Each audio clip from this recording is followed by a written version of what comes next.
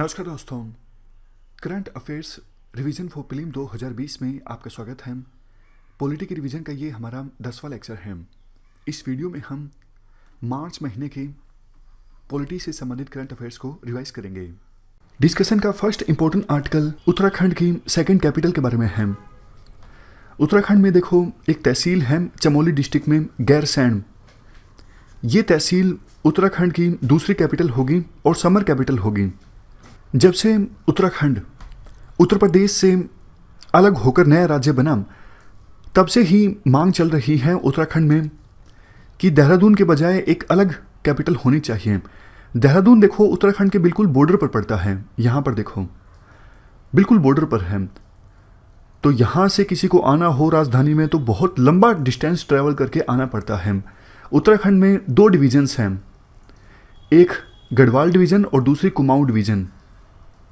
ये जो कैपिटल है देहरादून, ये गढ़वाल डिवीज़न में है, जबकि कुमाऊं डिवीज़न में उत्तराखंड की हाई कोर्ट है नैनीताल में। लेकिन इस बार के उत्तराखंड लेजिस्लेटिव असेंबली के बजट सेशन में ये फैसला लिया गया है, गैरसैंण जो है उत्तराखंड की गर्मियों में कैपिटल होगी। गैरसैंण जो कि उत्तराखंड के चमोली डिस्ट्रिक्ट में है, बिल्कुल बीच में पड़ता है, कुमाऊं और गढ़वाल डिवीज़न के बॉर्डर पर है, और दोनों डिवीजन्स को आपस में जो रूट कनेक्ट करता है उस रूट पर पड़ता है ये गैरसैंण तहसील। ये देखो एक बहुत ही इंपॉर्टेंट टूरिस्ट डेस्टिनेशन के रूप में इमर्ज हो रही है। यहाँ पर Nanda Devi, valley of flowers, national park, Badrinath, Vasundhara falls, ये सब नज़दीक हैं गैरसैंण के। रामगंगा रिवर जो है वो यहीं से निकलती है, दूधहतोली पर्वत से। इसके अलावा देखो आंध्र प्रदेश में आपको याद होगा हाल ही में 3 कैपिटल्स इस्टाब्लिश करने के लिए वहाँ की लेजिस्लेटिव असेंबली में रेजोल्यूशन अडोप्ट किया गया। और महाराष्ट्र में भी 2 कैपिटल हैं, मुंबई और नागपुर जो है वो सब कैपिटल हैं। हिमाचल प्रदेश में भी 2 कैपिटल्स हैं, एक शिमला और दूसरी कैपिटल है धर्मशाला। और अब उत्तराखंड ने भी ये फैसला लिया है कि गर्मियों में हमारी कैपिटल होगी गैरसैंण।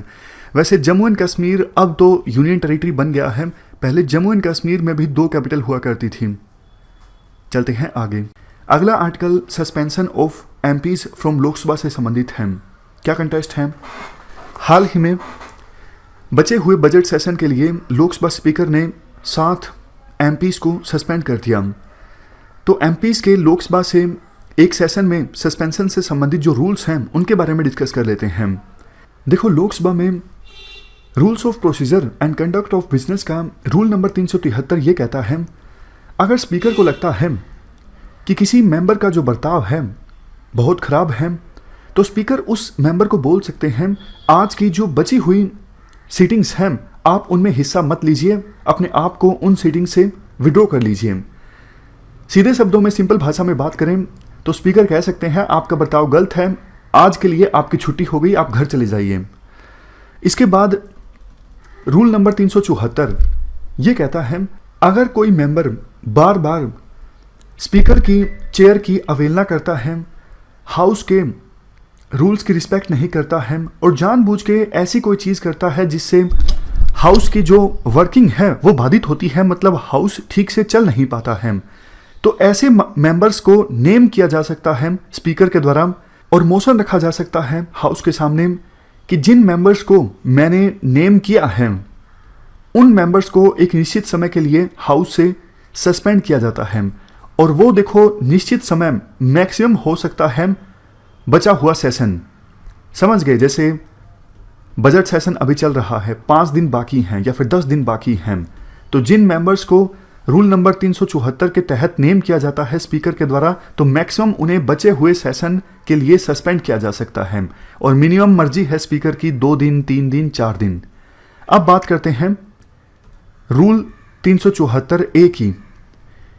इसमें देखो ये कहा गया है, अगर कोई मेंबर जानबूझ के रूल्स ऑफ प्रोसीजर का उल्लंघन करता है तो उस मेंबर को नेम किया जा सकता है स्पीकर के द्वारा, और जब नेम किया जाता है रूल 374A के तहत, तो वो जो मेंबर है वो लगातार 5 कॉन्जिक्यूटिव सीटिंग्स यानी लगातार 5 हाउस की सीटिंग्स या फिर बचा हुआ सेशन, दोनों में से जो भी कम है उसके लिए वो मेंबर ऑटोमेटिकली सस्पेंड हो जाएगा अगर इस रूल के तहत स्पीकर के द्वारा किसी मेंबर को नेम किया जाता है। लेकिन देखो एक और इंपॉर्टेंट चीज, स्पीकर किसी मेंबर को सस्पेंड तो कर सकते हैं लेकिन उस सस्पेंशन को रद्द करने की पावर स्पीकर के पास नहीं होती। ये इंपॉर्टेंट फैक्ट है जिस पर यूपीएससी क्वेश्चन पूछ सकती है। मैं फिर से बोलता हूं, स्पीकर किसी मेंबर को सस्पेंड कर सकते हैं लेकिन सस्पेंशन टर्मिनेट करने की पावर स्पीकर के पास नहीं होती। हाउस चाहे तो एक रेजोल्यूशन को अडॉप्ट करके किसी मेंबर के टर्मिनेशन को रद्द कर सकती है लेकिन स्पीकर ऐसा नहीं कर सकते, हाउस कर सकती है। अब लास्ट में एक थोड़ा सा डिफरेंस है राज्यसभा के मामले में। राज्यसभा के जो rules of procedure and conduct of business है, इसका रूल नंबर 255 ये कहता है, चेयरमैन चाहे तो किसी मेंबर को उसके कंडक्ट के लिए बोल सकते हैं कि आप हाउस से विड्रॉ कर लीजिए अपने आप को, बट जैसी पावर लोकसभा के स्पीकर के पास होती है कि वो किसी मेंबर को सस्पेंड कर सकते हैं, वैसी पावर राज्यसभा के चेयरमैन के पास नहीं होती। वो किसी मेंबर को सस्पेंड नहीं कर सकते हैं। लेकिन राज्यसभा जो हाउस है, हाउस एक मोशन को अडॉप्ट करके बचे हुए सेशन के लिए किसी मेंबर को सस्पेंड कर सकता है और उसके बाद दोबारा से एक मोशन को अडॉप्ट करके उस सस्पेंशन को रद्द भी किया जा सकता है हाउस के द्वारा। लेकिन राज्यसभा के चेयरमैन के पास पावर नहीं होती, ना तो सस्पेंशन को रद्द करने की और ना ही किसी मेंबर को सस्पेंड करने की। Next article freedom in the world 2020 report से संबंधित है। हाल ही में यह रिपोर्ट पब्लिश की गई और इंडिया को इस रिपोर्ट में 83rd पोजीशन दी गई है तिमोर लेस्ते और सेनेगल के साथ। मतलब ये तीनों जो हैं वो 83rd पोजीशन पर हैं। देखो काफ़ी बार ऐसी जो रिपोर्ट्स होती हैं वो काफ़ी ज़्यादा कंट्रोवर्शियल होती हैं क्योंकि इंडिया को इन रिपोर्ट्स में क्रिटिसाइज़ किया गया होता है कुछ ऐसे मामलों पर जो कि पॉलिटिकल होते हैं। तो यूपीएससी ऐसी रिपोर्ट्स के बारे में क्वेश्चन पूछेगी, संभावना कम है। लेकिन जल्दी से हम देख लेते हैं क्या है ये रिपोर्ट, किसके द्वारा पब्लिश की जाती है। रिपोर्ट को रिलीज़ किया जाता है एक फ्रीडम हाउस के द्वारा जो यूएस बेस्ड वॉचडॉग है। ये वॉचडॉग क्या करता है, ये पिछले 50 सालों से वर्ल्ड में विभिन्न कंट्रीज़ में पॉलिटिकल और सिविल लिबर्टीज़ को ट्रैक कर रहा है। सिंपल भाषा में बात करें, किस देश में कितनी पॉलिटिकल आज़ादी है, कितने अधिकार दिए गए हैं, इस आधार पर विभिन्न देशों को ट्रैक किया जाता है इस वॉचडॉग के द्वारा। मेथडोलॉजी क्या है, देखो 1948 में यूनाइटेड नेशंस जनरल असेंबली में जो universal declaration of human rights को अडॉप्ट किया गया था, इसी डिक्लेरेशन के आधार पर विभिन्न देशों में पॉलिटिकल राइट्स और सिविल लिबर्टीज़ को एनालाइज किया जाता है, ट्रैक किया जाता है। पॉलिटिकल राइट्स में ये सब चीज़ें देखी जाती हैं, इलेक्टोरल प्रोसेस कैसी है किसी देश में, पॉलिटिकल प्लुरलिज्म, पार्टिसिपेशन, गवर्नमेंट की फंक्शनिंग। सिविल लिबर्टीज़ में ये सब चीज़ें देखी जाती हैं, freedom of expression and belief, associational and organisational rights, rule of law and personal autonomy and individual rights. तो इंडिया को 83rd पोजीशन दी गई है। फ्री डेमोक्रेसीज में इंडिया जो है वो लास्ट 5 में है। सेनेगल और तिमोर लेस्ते के साथ हमारी रैंक जो है इस इंडेक्स में कम हुई है पिछले 4 सालों में। 2017 में हमारा स्कोर था 77, 2018 में हमारा स्कोर 77, 2019 में 75 और 2020 में 71। और टॉप 5 में कौन सी कंट्रीज हैं, Finland, Norway, Sweden, Netherlands, Luxembourg. समझ गए? तो इतनी ज़्यादा ये इंपॉर्टेंट रिपोर्ट नहीं है। चलते हैं आगे। Next article right of N accused के बारे में है। पहले मैं आपको बैकग्राउंड बताता हूँ। देखो काफ़ी बार आपने देखा होगा अगर कोई पर्सन आरोपी होता है किसी हीनियस क्राइम का, किसी ने रेप किया है या फिर और कोई घृणित अपराध किया है, तो जिस कोर्ट में हियरिंग होती है वहाँ की जो बार एसोसिएशन होती है वकीलों की, वो किसी प्रकार का रेजोल्यूशन पास कर देती है कि एक्यूज्ड को रिप्रेजेंट नहीं किया जाएगा, कोई भी वकील नहीं रिप्रेजेंट करेगा इस एक्यूज्ड को क्योंकि इसने घृणित अपराध किया है। तो क्या ये सही है या फिर गलत है, इसी से संबंधित ये आर्टिकल है। हाल ही में कर्नाटक हाईकोर्ट ने कहा कि अगर देखो वकीलों की बार एसोसिएशन इस प्रकार का कोई रेजोल्यूशन पास करती है कि कोर्ट में एक्यूज्ड को रिप्रेजेंट नहीं किया जाएगा, तो ये अनएथिकल है, ये इलीगल है, ये प्रोफेशनल एथिक्स के अगेंस्ट है। क्योंकि हमारे संविधान का आर्टिकल 22 सेक्शन 1 साफ तौर पर कहता है कि किसी भी पर्सन को उसके उस अधिकार से वंचित नहीं किया जा सकता जिसमें उसके पास अधिकार होता है कि वो अपने आप को लीगल प्रैक्टिशनर की सहायता से डिफेंड कर सके। इवन आर्टिकल 14 जो है वो भी इक्वलिटी बिफोर लॉ और इक्वल प्रोटेक्शन ऑफ लॉ की वकालत करता है इंडिया की टेरिटरी में। आर्टिकल 39A ये डीपीएसपी का एक आर्टिकल है, इसमें कहा गया है हर एक पर्सन के पास इक्वल अपॉर्चुनिटी होनी चाहिए जस्टिस को सिक्योर करने की, और किसी से भी ये जो अपॉर्चुनिटी है, ये मौका जो है, ये राइट जो है वो छीना नहीं जा सकता। तो इसलिए वकीलों की एसोसिएशन के द्वारा इस प्रकार का रेजोल्यूशन पास करना कि एक्यूज्ड को वकील नहीं दिया जाएगा, ये संविधान की वैल्यूज़ के भी अगेंस्ट है, ये सुप्रीम कोर्ट की जजमेंट्स के भी अगेंस्ट है, प्रोफेशनल एथिक्स के भी अगेंस्ट है। सुप्रीम कोर्ट की कौन सी जजमेंट के अगेंस्ट है? देखो 2010 में सुप्रीम कोर्ट ने इस इश्यू को डील किया था। हुआ क्या था, 2006 में एक वकील और एक पुलिसमैन के बीच लड़ाई हो गई थी। तो लोकल कोर्ट में जो बार एसोसिएशन थी वहां पर एक रेजोल्यूशन पास कर दिया गया कि पुलिसमैन को वकील नहीं दिया जाएगा, मतलब कोई भी वकील पुलिस वाले को रिप्रेजेंट नहीं करेगा जिसकी लड़ाई हुई थी वकील के साथ। लेकिन मद्रास हाईकोर्ट ने कहा यह अनप्रोफेशनल मूव है। इसके बाद लोकल कोर्ट की बार एसोसिएशन ने सुप्रीम कोर्ट में याचिका दाखिल कर दी और सुप्रीम कोर्ट ने भी मद्रास हाईकोर्ट की जजमेंट को अपहेल्ड करते हुए सुप्रीम कोर्ट ने कहा इस प्रकार का मूव इलीगल है, बार के ट्रेडिशंस के अगेंस्ट है और प्रोफेशनल एथिक्स के अगेंस्ट है। सोसाइटी में हर एक को अधिकार होना चाहिए कोर्ट ऑफ लॉ में अपने आप को डिफेंड करने का, और वकील की ये ड्यूटी बनती है डिफेंड करना या फिर प्रोसिक्यूट करना। और इस जजमेंट का नाम था AS Mohammad Rafi versus state of Tamil Nadu. Important article epidemic disease act 1897 के बारे में है। क्या कंटेस्ट है? रिसेंटली एक हाई लेवल मीटिंग ऑर्गेनाइज हुई कैसे कोविड-19 को कंटेन किया जाए।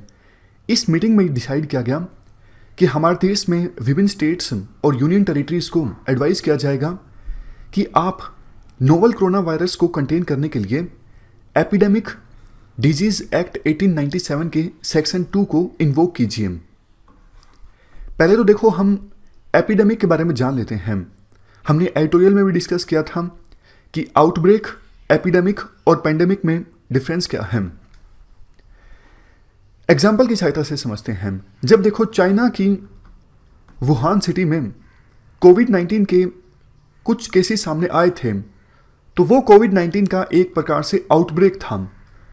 जब किसी पर्टिकुलर लोकेशन पर, पर्टिकुलर रीजन में किसी डिजीज के कुछ केसेस सामने आते हैं तो उसे आउटब्रेक कहा जाता है। उसके बाद जब देखो उस डिजीज के केसेस एकदम से बढ़ जाते हैं, मतलब जितना एक्सपेक्टेड था उससे भी ज़्यादा तेजी से डिजीज के केसेस बढ़ जाते हैं, तो इसे एपिडेमिक कहा जाता है। सबसे लास्ट में पेंडेमिक, जब उस डिजीज के केसेस रिपोर्ट किए जाने लगते हैं पूरे वर्ल्ड में और तेजी से बढ़ने लगते हैं, तब वो पेंडेमिक हो जाता है। अब WHO ने कोविड-19 के ट्रांसमिशन को पेंडेमिक डिक्लेयर कर दिया है। हम बात करें इस एक्ट के बारे में। इस एक्ट को रूटीनली इन्वोक किया जाता है हमारे देश में विभिन्न स्टेट्स और यूनियन टेरिटरीज के द्वारा काफ़ी सारे डिजीज के आउटब्रेक को कंटेन करने के लिए, जैसे स्वाइन फ्लू, डेंगू, कोलेरा। इस एपिडेमिक डिजीज एक्ट 1897 को सबसे पहले ब्रिटिश गवर्नमेंट के द्वारा इंट्रोड्यूस किया गया था।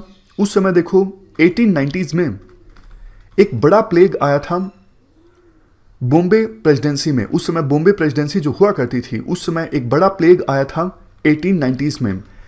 प्लेग देखो एक्यूट सीवियर इन्फेक्शियस डिजीज है जो कि यर्सीनिया पेस्टिस बैक्टीरिया की वजह से होता है। दो तरह का होता है प्लेग, एक ब्यूबोनिक, एक न्यूमोनिक। तो बॉम्बे में उस समय जो प्लेग आया था वो ब्यूबोनिक प्लेग था। हम बात करें एपिडेमिक डिजीज एक्ट की, ये देखो स्टेट गवर्नमेंट्स को और यूनियन टेरिटरीज को पावर देता है कि वो स्पेशल मेजर्स ले सकते हैं किसी डिजीज को कंटेन करने के लिए, रेगुलेशंस को फॉर्मुलेट कर सकते हैं, रिस्ट्रिक्शंस लगाई जा सकती हैं टेम्परेरी सिटीजन्स के ऊपर, या फिर बिजनेस फर्म्स के ऊपर। फॉर एग्जांपल, अभी विभिन्न राज्यों की सरकारों ने आदेश दिया है कि 31 तारीख तक मॉल बंद रहेंगे या फिर दूसरी कोई मास गैदरिंग नहीं होगी। इसके अलावा देखो, इस एक्ट के अंतर्गत अथॉरिटीज़ जो हैं किसी भी पर्सन को इंस्पेक्ट कर सकती हैं। हॉस्पिटल में उस पर्सन को सेग्रीगेट करके यानी आइसोलेट करके अलग से रखा जा सकता है। रेलवेज में जो पर्सन ट्रैवल कर रहे हैं उनकी इंस्पेक्शन की जा सकती है। और इंस्पेक्टिंग जो ऑफिसर होता है उसको लीगल प्रोटेक्शन प्रोवाइड की गई होती है इस एक्ट में। मतलब कोई पर्सन मना नहीं कर सकता कि मैं अपने आप को इंस्पेक्ट नहीं करवाने दूंगा, आपको करवाना पड़ेगा इंस्पेक्ट अपने आप को। ऐसी पावर्स मिलती हैं अथॉरिटीज़ को इस एक्ट के अंतर्गत। इसके अलावा देखो, स्टेट्स ये भी डिटरमाइन कर सकते हैं अगर डिजीज़ को कंटेन करने में कुछ खर्चा आता है, फॉर एग्जांपल कंपनसेशन देनी पड़ती है विक्टिम्स को, तो कौन देगा, उस खर्चे का वहन कौन करेगा। नेक्स्ट पॉइंट, अगर कोई पर्सन अथॉरिटीज़ की बात मानने से इनकार कर देते हैं तो इस एक्ट में ये भी प्रोविज़न है कि उस पर्सन पर डिसओबे करने के कारण, मतलब अथॉरिटीज़ की बात ना मानने के कारण पेनल्टीज़ लगाई जा सकती हैं। जैसे मान लीजिए स्टेट गवर्नमेंट ने आदेश दे दिया मास्क लगा के बाहर निकलना अनिवार्य है, और अगर कोई पर्सन बिना मास्क के बाहर पाया जाता है तो उस पर पेनल्टी लगाई जा सकती है। इस एक्ट में ऐसा भी प्रोविज़न है। एग्जाम्पल्स आगे डिस्कस किए गए हैं कब कब इस एक्ट को इन्वोक किया गया। चंडीगढ़ में मलेरिया और डेंगू को डील करने के लिए 2015 में इस एक्ट को इन्वोक किया गया था, और जो ऑफेंडर्स थे, जो अथॉरिटीज़ की बात नहीं मान रहे थे, उनको 500 रुपये का चलान इशू किया गया था और नोटिस भी इशू किए गए थे। 2009 में पुणे में स्वाइन फ्लू की आउटब्रेक को रोकने के लिए इस एक्ट के सेक्शन 2 के तहत पावर्स यूज़ की गई थी। सिटी के सभी सिविक हॉस्पिटल्स में स्क्रीनिंग सेंटर्स ओपन किए गए थे और स्वाइन फ्लू को नोटिफिएबल डिजीज़ डिक्लेयर किया गया था। तो ये हमने आर्टिकल डिस्कस किया एपिडेमिक डिजीज़ एक्ट के बारे में। चलते हैं आगे। Next article state election commission से संबंधित है। क्या कंटेस्ट है? आंध्र प्रदेश गवर्नमेंट ने एक पिटीशन फाइल की है सुप्रीम कोर्ट में और हाई कोर्ट में स्टेट इलेक्शन कमीशन के उस फैसले के अगेंस्ट जिसमें स्टेट इलेक्शन कमीशन ने आंध्र प्रदेश में लोकल इलेक्शंस को पोस्टपोन कर दिया कोविड-19 की महामारी के चलते। आंध्र प्रदेश सरकार का यह भी बोलना है कि आंध्र प्रदेश की हाई कोर्ट के डायरेक्शंस के बाद आंध्र प्रदेश में लोकल इलेक्शंस कंडक्ट होने थे, तो अगर आपको लोकल इलेक्शंस पोस्टपोन करने थे तो पहले आप हाई कोर्ट से तो कंसल्ट कर लेते। आपने हाई कोर्ट से कंसल्ट नहीं किया, अपने आप से लोकल इलेक्शंस को पोस्टपोन कर दिया। हम स्टेट इलेक्शन कमीशन के बारे में बेसिक जानकारी जल्दी से डिस्कस कर लेते हैं। ये देखो, एक कॉन्स्टिट्यूशनल अथॉरिटी है। संविधान के आर्टिकल 243 के एंड आर्टिकल 243 ZA में जो प्रावधान है उनके अकॉर्डिंग स्टेट इलेक्शन कमीशन को इस्टेब्लिश किया जाता है। काम क्या होता है? काम देखो ये होता है पंचायत्स में या फिर म्यूनसिपैलिटीज़ में इलेक्शंस कंडक्ट करवाना या फिर इलेक्टोरल रोल्स को प्रिपेयर करना, इन सब चीज़ों को सुपरवाइज करना, डायरेक्शंस प्रोवाइड करना, ये सब चीज़ें देखना काम होता है स्टेट इलेक्शन कमीशन का। सिंगल मेंबर कमीशन होता है state election commission. Article 243 section के क्लास 1 के प्रोविजंस के अकॉर्डिंग गवर्नर के द्वारा अपॉइंट किया जाता है स्टेट इलेक्शन कमिश्नर को। स्टेट इलेक्शन कमीशन भी उसी प्रकार की पावर एंजॉय करता है जैसी power election commission of India के द्वारा एंजॉय की जाती है। और देखो, स्टेट इलेक्शन कमिश्नर को कैसे रिमूव किया जा सकता है ऑफिस से? जैसे हाई कोर्ट के जज को रिमूव किया जा सकता है, जिस ग्राउंड पर हाई कोर्ट के जज को रिमूव किया जा सकता है, उसी प्रकार से स्टेट इलेक्शन कमिश्नर को भी ऑफिस से हटाया जा सकता है। देखो, आर्टिकल 243 C3 में ये भी प्रोविज़न है, अगर स्टेट इलेक्शन कमीशन गवर्नर को बोलता है कि हमें इतना स्टाफ चाहिए अपनी ड्यूटीज़ को डिस्चार्ज करने के लिए, तो उतना स्टाफ गवर्नर के द्वारा प्रोवाइड किया जाता है स्टेट इलेक्शन कमीशन को। और जैसा हमने डिस्कस किया कि लोकल सेल्फ गवर्नमेंट इंस्टीट्यूशंस के इलेक्शन करवाना रिस्पॉन्सिबिलिटी होती है स्टेट इलेक्शन कमीशन की। अगर यूपीएससी ये पूछ लेती है कि क्या लोकल बॉडी के इलेक्शन कमीशन ऑफ इंडिया के द्वारा करवाए जाते हैं, ये गलत होगा। स्टेट इलेक्शन कमीशन के द्वारा करवाए जाते हैं लोकल बॉडी के इलेक्शंस। और लोकसभा के इलेक्शंस या फिर स्टेट असेंबली के इलेक्शंस कौन करवाता है? Election commission of India. चलते हैं आगे। नेक्स्ट आर्टिकल प्रेसिडेंट के द्वारा राज्यसभा में नॉमिनेटेड मेंबर्स के बारे में है। क्या कंटेस्ट है? हाल ही में पूर्व chief justice of India Ranjan Gogoi को प्रेसिडेंट के द्वारा राज्यसभा में एज ए मेंबर नॉमिनेट किया गया। देखो आर्टिकल 80 जो है हमारे संविधान का, आर्टिकल 80, इसमें प्रोविज़न किया गया है कि अपर हाउस यानी जो राज्यसभा है, जो कि काउंसिल ऑफ स्टेट्स है, इसमें मैक्सिमम 250 मेंबर्स हो सकते हैं और 250 में से 12 जो मेंबर्स हैं वो प्रेसिडेंट के द्वारा नॉमिनेट किए जाते हैं। प्रेसिडेंट उन लोगों को राज्यसभा में नॉमिनेट कर सकते हैं, उन 12 लोगों को जिनके पास स्पेशल नॉलेज है या फिर literature, science, art and social service के क्षेत्र में प्रैक्टिकल एक्सपीरियंस है। नॉमिनेटेड मेंबर्स की पावर एंड प्रिविलेजेस के हम बारे में बात करें, देखो पार्लियामेंट के इलेक्टेड मेंबर के पास जो पावर्स, विशेषाधिकार यानी प्रिविलेजेस, इम्यूनिटीज़ होती हैं वो सभी नॉमिनेटेड मेंबर्स के द्वारा भी एंजॉय की जाती हैं और बाकी मेंबर्स की तरह वो भी हाउस की प्रोसीडिंग्स में हिस्सा लेते हैं। लेकिन प्रेसिडेंट के इलेक्शन में वोट नहीं किया जा सकता नॉमिनेटेड मेंबर्स के द्वारा, बट वाइस प्रेसिडेंट का यानी उपराष्ट्रपति का जब इलेक्शन होता है तो नॉमिनेटेड मेंबर्स के द्वारा वोटिंग की जा सकती है। लास्ट प्रोविजन ये है, देखो जब किसी पर्सन को as a Rajya Sabha member nominate किया जाता है प्रेसिडेंट के द्वारा, तो शपथ लेने के बाद 6 महीने तक मौका होता है नॉमिनेटेड मेंबर के पास कि वो किसी पॉलिटिकल पार्टी को ज्वाइन कर सकते हैं। लेकिन शपथ लेने के 6 महीने बीत जाने के बाद फिर वो किसी पॉलिटिकल पार्टी को ज्वाइन नहीं कर सकते। देखो यूं तो नहीं कह सकते नहीं कर सकते, कर तो सकते ही हैं 6 महीने के बाद, लेकिन 6 महीने के बाद अगर नॉमिनेटेड मेंबर के द्वारा किसी पॉलिटिकल पार्टी को ज्वाइन किया जाता है तो एंटी डिफेक्शन लॉ लागू हो जाता है और उस नॉमिनेटेड मेंबर की सदस्यता जो है रद्द हो सकती है एंटी डिफेक्शन लॉ के प्रोविजंस के अकॉर्डिंग। समझ गए?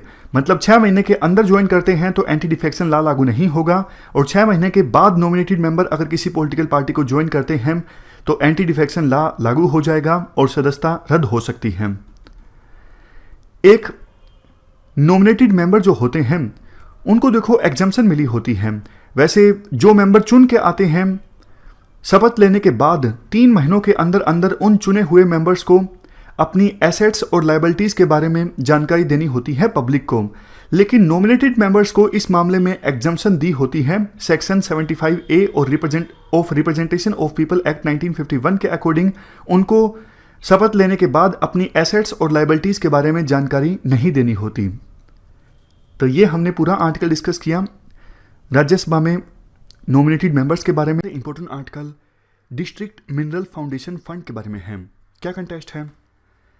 देखो गरीब लोगों को राहत पहुंचाने के लिए सरकार के द्वारा हाल ही में जो रिलीफ पैकेज अनाउंस किया गया था उसमें एक प्रोविज़न ये था कि सेंट्रल गवर्नमेंट ने स्टेट गवर्नमेंट्स को डायरेक्शंस दी हैं कि आप डिस्ट्रिक्ट मिनरल फाउंडेशन फंड का इस्तेमाल कीजिए हेल्थ इंफ्रास्ट्रक्चर को बूस्ट करने के लिए। तो अब इस आर्टिकल में हम डिस्कस करेंगे ये डिस्ट्रिक्ट मिनरल फाउंडेशन फंड है क्या। देखो 2015 का एक एक्ट है mines and minerals development and regulation amendment act 2015। इस एक्ट में प्रोविजन किया गया है इस डिस्ट्रिक्ट मिनरल फाउंडेशन फंड का। मकसद क्या था ये फंड इस्टेब्लिश करने का? देखो जहां पर जिन जिलों में माइनिंग होती है, कोई भी माइनिंग हो, तो उससे इन्वायरमेंट को भी काफ़ी नुकसान पहुंचता है, ग्राउंड वाटर दूषित होता है, इवन आसपास के जो लोग हैं उनको भी काफ़ी नुकसान होता है। तो ये फंड इस्टेब्लिश किया गया था इस दृष्टिकोण से कि माइनिंग से प्रभावित जो लोग हैं, ऐसे लोग जिनके ऊपर नेगेटिव इम्पैक्ट पड़ता है माइनिंग की वजह से, उनकी वेलफेयर इंश्योर की जाए इस फंड की सहायता से। समझ गए ऑब्जेक्टिव क्या था इस फंड को इस्टेब्लिश करने का? सिंपल भाषा में बोलूं, वो लोग जो माइनिंग से नेगेटिवली प्रभावित होते हैं उन लोगों की वेलफेयर को सुनिश्चित करने के लिए ये फंड इस्टेब्लिश किया गया था डिस्ट्रिक्ट मिनरल फाउंडेशन फंड। ये जो डिस्ट्रिक्ट मिनरल फाउंडेशन है ये नॉन प्रॉफिट ट्रस्ट है। अच्छा एक बात बताओ कि पैसा कहाँ से आता है इस फंड में? इस प्रकार के क्वेश्चन यूपीएससी पूछती है। देखो, अलग से सरकार कुछ कंट्रीब्यूट नहीं करती इस फंड में। जिन कंपनीज को माइनिंग ब्लॉक लीज पर मिला होता है, मतलब जो कंपनी माइनिंग कर रही होती है, उस कंपनी के द्वारा कंट्रीब्यूशन किया जाता है इस फंड में। ये सारा जो ऑपरेशन है वो देखो रेलेवेंट स्टेट गवर्नमेंट के अंतर्गत आता है। फंड को कलेक्ट किया जाता है डिस्ट्रिक्ट लेवल पे। और वैसे देखो डीएमएफ रूल्स के अंतर्गत कुछ हाई प्रायोरिटी एरिया भी डिफाइन किए गए हैं। और रूल ये बनाया गया है इस एक्ट में कि फंड का 60% जो पैसा खर्च होगा वो हाई प्रायोरिटी एरियाज पर होगा। ये हैं देखो हाई प्रायोरिटी एरियाज, जैसे drinking water, health, women and child welfare, education, livelihood and skill development, welfare of aged and disabled, और सबसे लास्ट में सैनिटेशन। तो फंड का जो 60% पैसा खर्च होगा वो इन हाई प्रायोरिटी एरियाज पर होगा। अब आप ये क्वेश्चन अटेम्प्ट कीजिए। डिस्ट्रिक्ट मिनरल फाउंडेशन से संबंधित क्वेश्चन यूपीएससी के द्वारा पूछा गया था 2016 में। 4 स्टेटमेंट्स हैं आपके सामने। सबसे पहली स्टेटमेंट, क्या 2015 के इस एक्ट के अंतर्गत ये डिस्ट्रिक्ट मिनरल फाउंडेशन इस्टेब्लिश की गई थी? जी हाँ, बिल्कुल सही। दूसरी स्टेटमेंट, डिस्ट्रिक्ट मिनरल फाउंडेशन एक नॉन प्रॉफिट बॉडी है, ट्रस्ट है, हमने अभी भी डिस्कस किया, देखो नॉन प्रॉफिट ट्रस्ट है। लेकिन पूरी स्टेटमेंट ध्यान से पढ़िए, यहाँ पर गलती हो जाती है। कई बार हम क्या करते हैं कि ये लंबी स्टेटमेंट है, सिर्फ शुरुआती पार्ट स्टेटमेंट का देखा, हाँ हाँ मुझे याद है ये ट्रस्ट है, बस यहीं से इसको सही मान लिया और तीसरी स्टेटमेंट पढ़ने चले गए। लेकिन नहीं, दूसरी स्टेटमेंट को बिल्कुल आखिरी तक पढ़िए, बॉडी पर ख़त्म मत कीजिए। दूसरी स्टेटमेंट का दूसरा पार्ट कहता है, in all districts to work for interest and benefit of persons and area affected by mining related operations. क्या ये डिस्ट्रिक्ट मिनरल फाउंडेशन जो है वो सभी डिस्ट्रिक्ट्स में इस्टेब्लिश किया गया है ताकि माइनिंग से प्रभावित होने वाले लोगों को राहत पहुंचाई जा सके, उनका वेलफेयर सुनिश्चित किया जा सके? देखो, देश के सभी जिलों में तो माइनिंग होती ही नहीं है, समझ गए? तो सभी डिस्ट्रिक्ट्स में इस्टेब्लिश करने की आवश्यकता ही क्या है इस फाउंडेशन की? जहाँ पे माइनिंग होगी वहीं पर तो उन्हीं जिलों में तो लोग माइनिंग से प्रभावित होंगे ना। जिन जिलों में माइनिंग होती ही नहीं है, रिसोर्सेज हैं ही नहीं, तो वहाँ पे क्या लोग प्रभावित होंगे माइनिंग की वजह से, और क्या उनकी वेलफेयर सुनिश्चित होगी? तो ये ऑल है ना, यहाँ पे एक्सट्रीम वर्ड है। आपने नहीं भी पढ़ा है तो भी आप कॉमन सेंस की सहायता से ऑल को एलिमिनेट कर सकते हो, यानी ऑल की वजह से ये पूरी स्टेटमेंट गलत हो जाती है। पहला पार्ट सही है, नॉन प्रॉफिट ट्रस्ट है, लेकिन दूसरा पार्ट गलत है। सभी जिलों में ये जो फाउंडेशन है वो इस्टेब्लिश नहीं की जाती है। उसके बाद तीसरी स्टेटमेंट, माइनर से कंट्रीब्यूशन आता है, बिल्कुल ठीक। चौथी स्टेटमेंट, प्रायोरिटी एरियाज की बात है, अभी अभी हमने डिस्कस किया, कुछ प्रायोरिटी एरियाज डिफाइंड हैं और 60% खर्च करना होता है प्रायोरिटी एरियाज पर। और देखो, खास बात ये है कि दूसरी स्टेटमेंट अगर आप एलिमिनेट कर देते हो, मान लीजिए दूसरी स्टेटमेंट गलत है, तो ये भी गलत, ये भी गलत और ये भी गलत, सी आंसर हो जाता है। बहुत सारे क्वेश्चंस यूपीएससी के ऐसे होते हैं कि आप एक स्टेटमेंट को एलिमिनेट कर दो तो आपका क्वेश्चन सोल्व हो जाता है ऑप्शंस को एलिमिनेट करके। Next article, prison reforms in India. देखिए, रिसेंटली हुआ यह था, एक रिपोर्ट प्रिपेयर की गई थी जस्टिस अमिता रॉय कमेटी के द्वारा प्रिजन रिफॉर्म्स को लेते हुए, जिसके ऊपर सुप्रीम कोर्ट ने हियरिंग सुनाई है। प्रिजन रिफॉर्म्स 7th शेड्यूल पता होगा आपको। 7th शेड्यूल में 3 अलग अलग लिस्ट की बात की गई थी। एक होता है यूनियन लिस्ट, लिस्ट 1 भी कहते हैं इसको। सेकेंड होता है स्टेट लिस्ट, लिस्ट 2 भी कहते हैं इसको। तीसरा होता है कॉन्करेंट लिस्ट, लिस्ट 3 भी कहते हैं इसको। यूनियन लिस्ट में वो सब्जेक्ट्स आते हैं जहां पे सिर्फ सेंट्रल गवर्नमेंट कानून बना सकती है। स्टेट लिस्ट में ये सब्जेक्ट आते हैं जहां पे स्टेट गवर्नमेंट सब्जेक्ट्स बना सकती है। कॉन्करेंट लिस्ट में वो सब्जेक्ट्स आते हैं जहां पे दो भी, सेंट्रल गवर्नमेंट या स्टेट गवर्नमेंट, दोनों में से एक यहां पे कानून बना सकते हैं। प्रिजन्स जो है ये स्टेट का सब्जेक्ट है जो कि 7th शेड्यूल में आता है।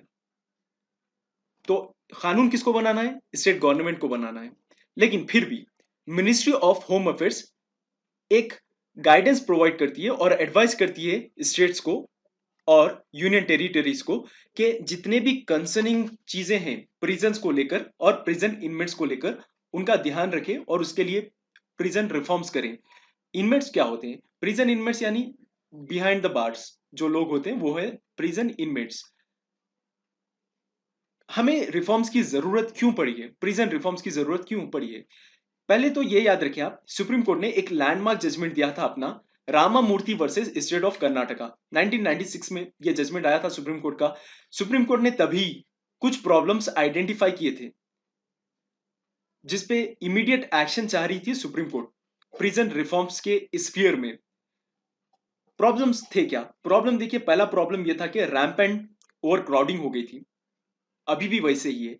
अगर 2015 के आंकड़ों की बात करेंगे जो कि रिलीज की थी नेशनल क्राइम रिकॉर्ड ब्यूरो ने, इसके रिपोर्ट्स के अनुसार जेल अगर इतनी है तो इसमें सिर्फ 6 लोग अवेलेबल होते हैं। फॉर एग्जाम्पल, जनरल एग्जाम्पल लेकर सुने आप, फिर मैं आंकड़ों पे आऊंगा।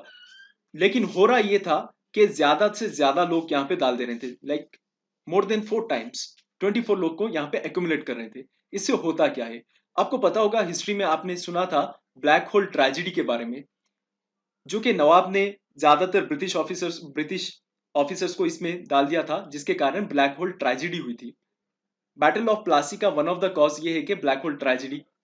सिमिलरली इंडियन प्रिजन्स का कुछ ऐसा हाल है, 1401 फैसिलिटीज अवेलेबल है हमारे पास, जिसकी संख्या, जिसकी स्ट्रेंथ है 3.83 लैक्स।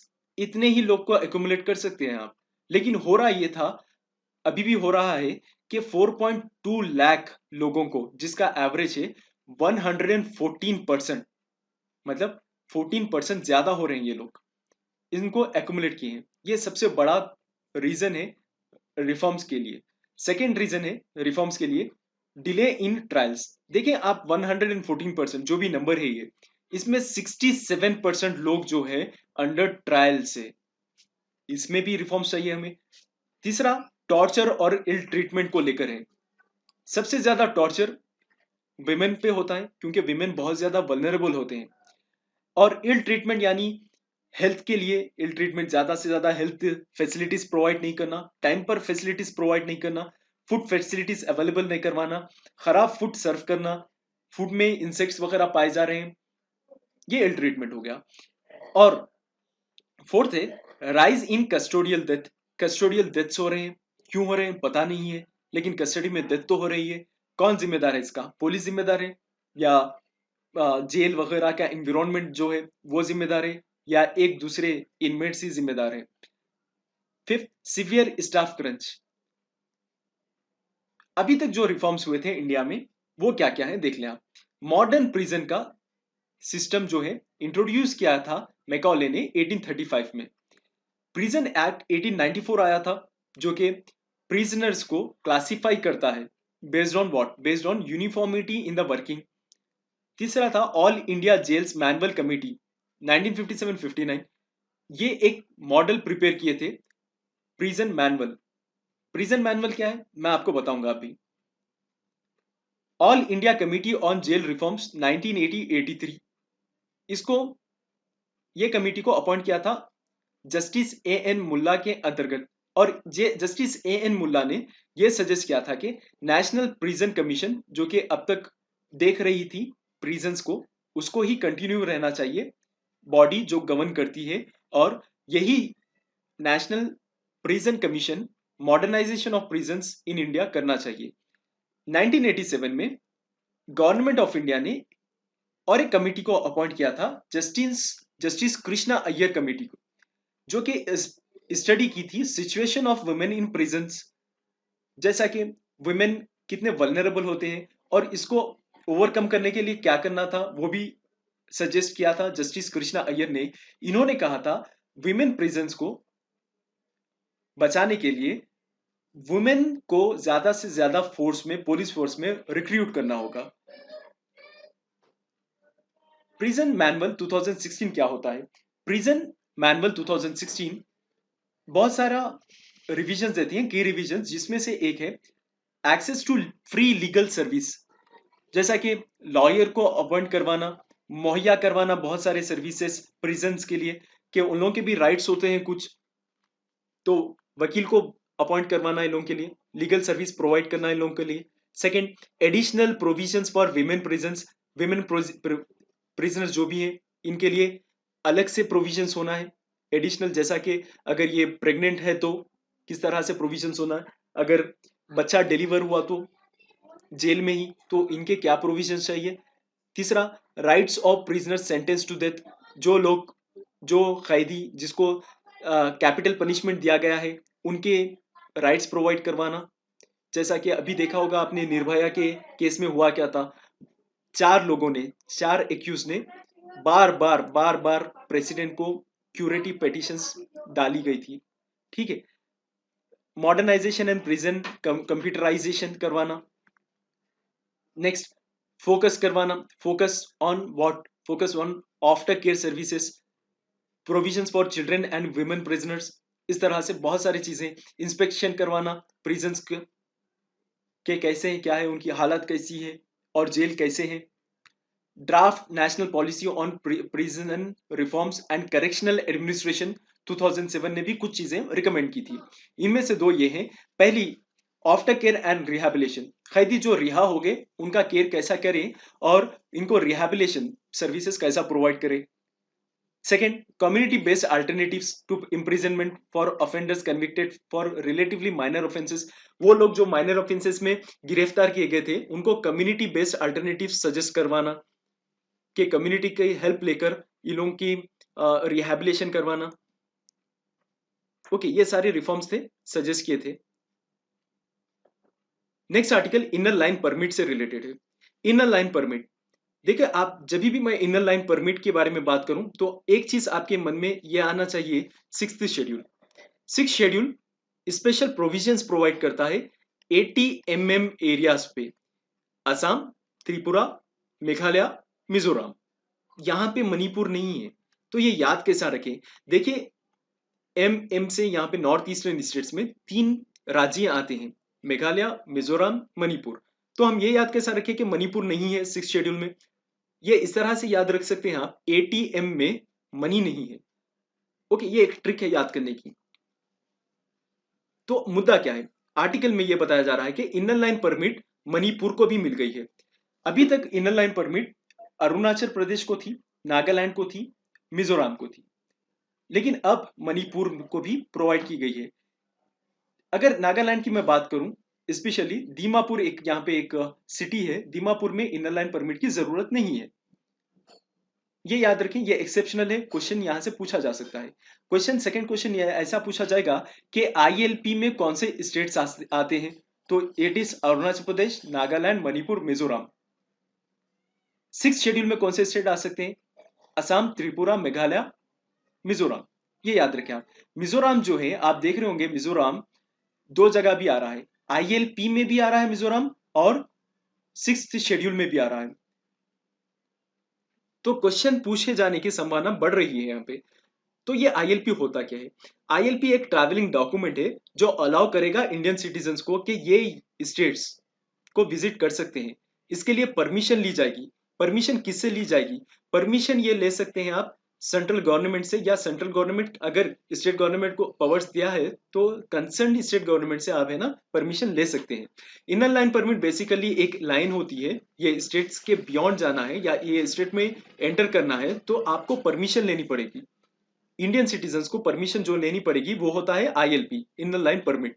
लेकिन जो फॉरेनर्स है क्या वो जा सकते हैं, नहीं जा सकते, फॉरेनर्स भी नहीं जा सकते हैं। और फॉरेनर्स को एंटर करने के लिए ये एरिया में एक स्पेशल परमिट की जरूरत होती है, जो कि कहते हैं प्रोटेक्टेड एरिया परमिट। ठीक है, ये सारी चीजें मैं बताया हूं आपको।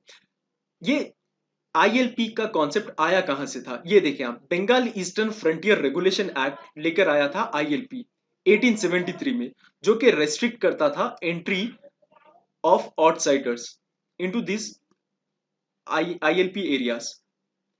आईएलपी स्टेट गवर्नमेंट इशू कर सकती है इधर ऑनलाइन और फिजिकली, मतलब ऑनलाइन अप्लाई कर सकते हैं आप या जाकर है ना अप्लाई कर सकते हो offline.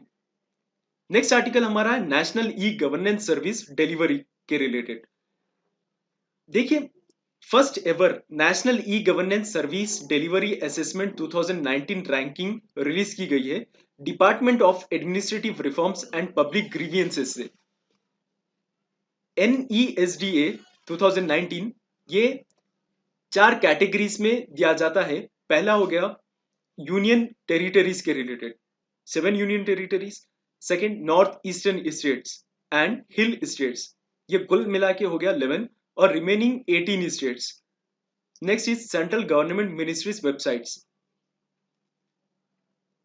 It primarily assess all states and union territories and central ministry services portals on 7 parameters। 7 parameters के 7 पैरामीटर्स के ऊपर ये असेसमेंट लिया जाता है कि 7 पैरामीटर्स क्या है। एक एक्सेसिबिलिटी क्या है आपके पोर्टल्स की, कंटेंट कितना अवेलेबल है आपके पोर्टल्स में, ईज ऑफ यूज क्या है, इंफॉर्मेशन सिक्योरिटी एंड प्राइवेसी क्या आपके पोर्टल में है या नहीं है, एंड सर्विस डिलीवरी के इंफॉर्मेशन दिया गया है नहीं दिया गया है आपके पोर्टल्स में, integrated service delivery and status and request tracking. ये 7 पैरामीटर्स को आइडेंटिफाई किया गया है और ये 7 पैरामीटर्स के आधार पे आपको रैंकिंग प्रोवाइड की जाएगी। फ्रेमवर्क कवर्स 6 सेक्टर्स जैसा कि finance, labour and employment, education, local government and utilities, social welfare including agriculture and health. Social welfare में 2 डिपार्टमेंट आ गए, 2 मिनिस्ट्री आती है, एग्रीकल्चर और health and environment including environment में फायर। ये फ्रेमवर्क है, 6 सेक्टर्स के फ्रेमवर्क है और 7 पैरामीटर्स है रैंकिंग के लिए। The assessment was aimed at improving all over E government, easy government या इलेक्ट्रॉनिक गवर्नमेंट को इंप्रूव करने के लिए ये असेसमेंट, ये रैंकिंग प्रोवाइड की जाती है। रैंकिंग की अगर मैं बात करूं तो दिल्ली, चंडीगढ़, दामन एंड दीव ये लोग एमर्ज हुए हैं leaders among all union territories across all parameters. जितने भी पैरामीटर्स थे उन सब में 3 यूनियन टेरिटरीज की हालत बहुत अच्छी थी, दिल्ली, चंडीगढ़, दामन एंड दीव। हरियाणा, राजस्थान ये लीडिंग स्टेट्स है in the assessment under the remaining state. Remaining state बताया था मैंने आपको, रिमेनिंग स्टेट्स में हरियाणा एंड राजस्थान बहुत ज्यादा लीड कर रहे हैं। तीसरा, वेबसाइट की अगर मैं बात करूं तो central board of direct taxes central government के अंतर्गत आती है, फाइनेंस मिनिस्टर इसको हेड करता है। इसमें जो विनर है central board of direct taxes है। Okay, similarly in terms of portals, अगर पोर्टल्स की बात करें आप, पोर्टल्स में देखिए Kerala scored the highest in the states and union territories category. ये सारी चीजें थे नेशनल ई गवर्नेंस को लेकर। तो इस डिस्कशन में फिलहाल इतना ही है। Thank you very much for discussion.